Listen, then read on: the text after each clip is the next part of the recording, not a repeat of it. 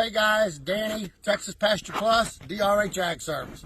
The last week we've been talking about microbes. What are microbes, what aren't microbes, and what microbes do in general for you on your farm. We're going to get a little more specific over the next week or so, and when we make these videos, I'm going to tell you one microbe at a time. So this is one little bitty microscopic animal that you can fit 10 million of on the head of a needle. And this one's name is Glomus Aggregatum. It is an arbuscular mycorrhizal fungal spore. What that means, guys, is it's a little bitty pear-shaped spore. Remember, millions of these things fit on the head of a needle that come together in a chain in a straight line.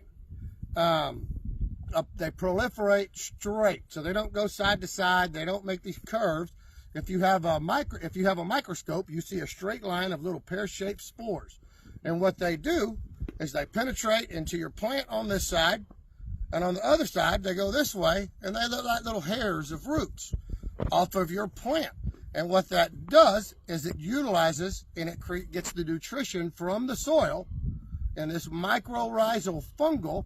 Guys, if you've ever done any kind of research into mushrooms or growing mushrooms, if you watch Netflix, there's a great show called Fabulous Fungi that helps explain a lot of this stuff if you really want to know what microbes do for you. I'd suggest watching that. But these things make the trees talk to the plants. Guys, you get this specific strain from Texas Pasture Plus Organic, and we get it from those guys. But we do a whole lot to get just that, if that makes sense. So we're taking something and we're creating a symbiotic relationship in your soil with your plant.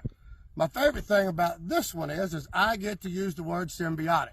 What that means, if you don't know, is I'm going to do something that helps you, but by doing it, you're going to be helping me just as much. I feel like we could all do that a little bit more, but in our soil, what it does is kind of like, so I learned this when I was in kindergarten on a field trip, guys. I went to the Houston Aquarium, and the lady said this funny word, symbiotic, and she told me when the little fish ate the nasty stuff off of the big whales, it made the little fish full. It was the perfect food, and it's the only way the whales could clean themselves and not get the barnacles on them. Later in life, I grew up to be an underwater welder because I love this story about a symbiotic relationship so much.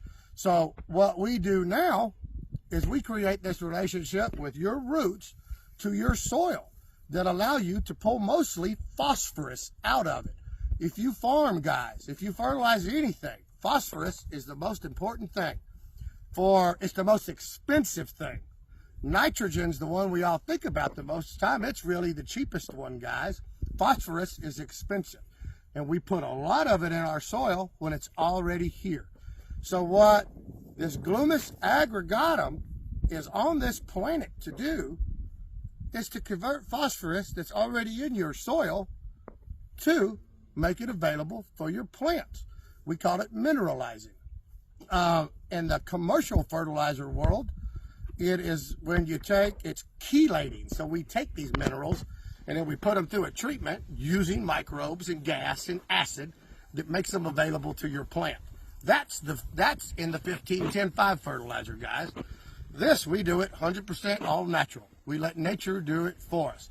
Another cool thing that has been proven about this specific strain that we can't say anywhere else on the planet we know does, is this detoxifies your soil.